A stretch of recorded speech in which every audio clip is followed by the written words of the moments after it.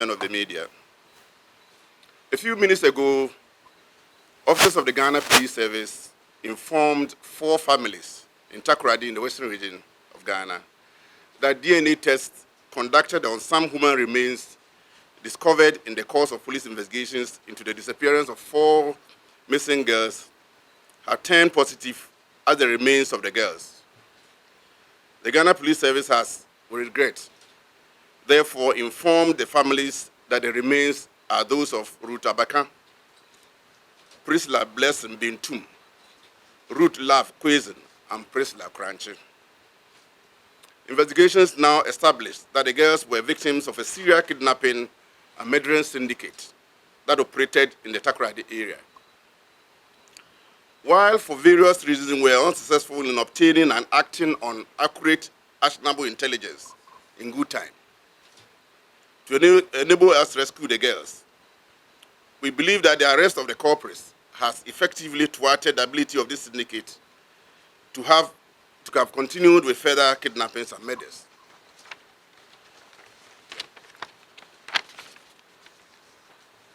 Now, I'll proceed to look at the sequence of disappearances of the girls. Ms. Abekan went missing on the 29th day of July 2018. The second victim, Ms. Priscilla Bintum, went missing on the 15th day of August 2018. Then on the 4th of December 2018, Ms. Ruth Love Quason, the third girl, was reported missing. The disappearance of the 4th victim, Ms. Priscilla Mantibia Kranchi, was on 21st December 2018. On the 22nd day of December 2018, one day after the disappearance of Mantibia, the police was able to track the number through which some ransom had been paid. This led to the arrest of suspect Samuel Oduetuk-Wills to assist with the investigation. Samuel Wills later escaped from police custody on the 30th of December 2018, but was rearrested 3 days later in an uncompleted building at Nkrofo, which is a suburb of Takoradi. He had been convicted for escaping from lawful custody and brought to the CID, and he was brought to the CID headquarters, where upon interrogation, he admitted that he, together with suspects John Orji and John Shika, kidnapped the young girls and sent them by road to a location in Nigeria known as Baby Factory in Anambra State. He, however, denied knowledge of the whereabouts of Ruth Abeka. The evaluation of this confession and other intelligence reports from Nigeria on the location and modus operandi of this baby factory culminated in an assessment by the investigation team at this stage that they had a fair idea of the location of the girls and that it would be possible to bring them home. Between April and July 2019, several surveillance operations were mounted in Onitsha, Awka, Port Harcourt, and Calabar in Nigeria. These were locations where suspect Samuel Oduetuk-Wills emphatically mentioned at different times as places where the girls were sent, and directed investigation teams too, with the hope of tracing and rescuing the girls. Upon collaboration with other intelligence and investigative agencies across West Africa, the second suspect, John Orji, was tracked and arrested at the Flower border on 4th June 2019. During interrogation, John Orji admitted to knowing Samuel, but denied knowledge of any kidnapping. John claimed that he had met Samuel to collect some monies owed him after Samuel had sent him to Tamale in 2017 to bring him a money ritual box. The two suspects were put together for questioning, and while Samuel insisted that John knew where the girls were, John, on the other hand, maintained his denial of any involvement in the kidnapping of the girls. Two officials from the Nigerian National Agency for the Protection of Trafficked Persons came to Ghana on 17 June 2019 to assist the police with the investigations. They interrogated both Samuel and Orji at the CID headquarters. These further interrogations did not yield any new actionable information. Effort to locate the girls in Nigeria also yielded no results by July 31st, 2019. The Nigerian leads, ladies and gentlemen, were assessed to have grown cold and unreliable as at that date. Then on the second day of August 2019, the investigation team was informed by the National Agency for the Prohibition of Trafficking in Persons in Nigeria that the third suspect, one Shika Inoidim, had been arrested in Abuja, in Nigeria. In a video interrogation of the suspects, Samuel Wills identified suspect Shika Inoidim John to the police as one of the accomplices.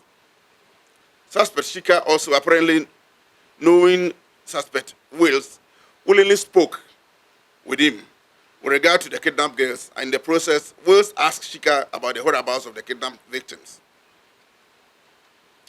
In a confrontational exchange between the suspects, Uduatuk Wills insisted that it was suspect Shika and one Mama Sogoma who came to Ghana for the girls and sent them to Nigeria, and that suspect Shika knew the whereabouts of the victims. Suspect Shika, however, denied this allegation. The Ghana Police Service is grateful to our sister security agencies in Ghana and the sub-region for their support. Re-examination of associated locations in Ghana. Ladies and gentlemen, on the second day of August 2019, the investigation team decided to re-examine all available facts associated with the case. Suspect Samuel Uduatuk's residence in Takoradi was searched. A detailed search of all previously unexamined areas, including a septic tank, resulted in the discovery of material suspected to be human hair. A subsequent draining of fluids from the tank revealed 3 human hairs at the bottom of the tank. In addition, bones suspected to be human remains were retrieved from the septic tank, together with 2 sets of earrings and fingernails with artificial teeth. Samuel Uduatuk was questioned about the discoveries, but he provided no coherent responses. On 5th August 2019, a joint team of crime scene investigators and forensic lab experts from the police headquarters, led by the Western Regional Commander, together with Samuel Uduatuk, visited the vicinity of the uncompleted residence where he had been rearrested. A water well was discovered around 7 p.m.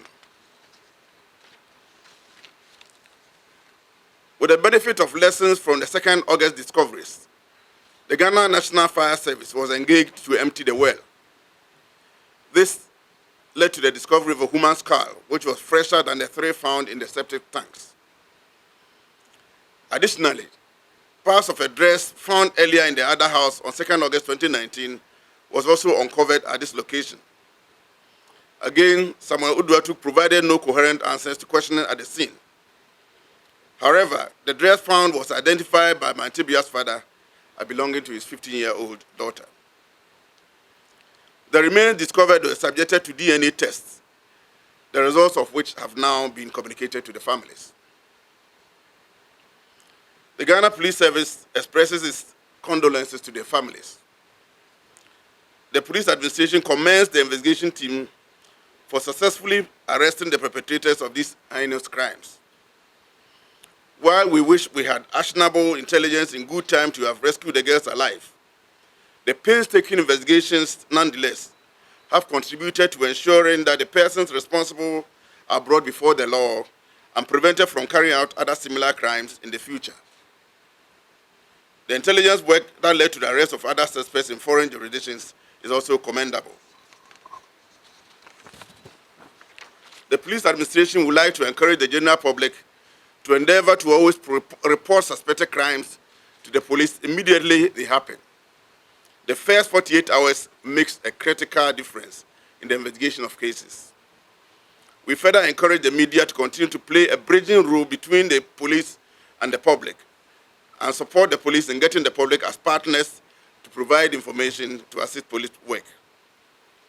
The Ghana Police Service remains committed to protecting and serving the Ghanaian public and will, at all times, ensure that the safety of the public is preserved.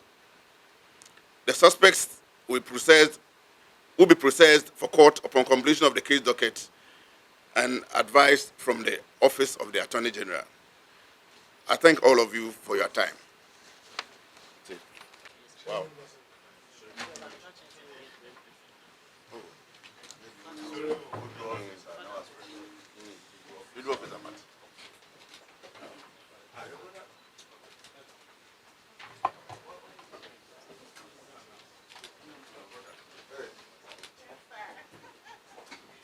Where's the other trip?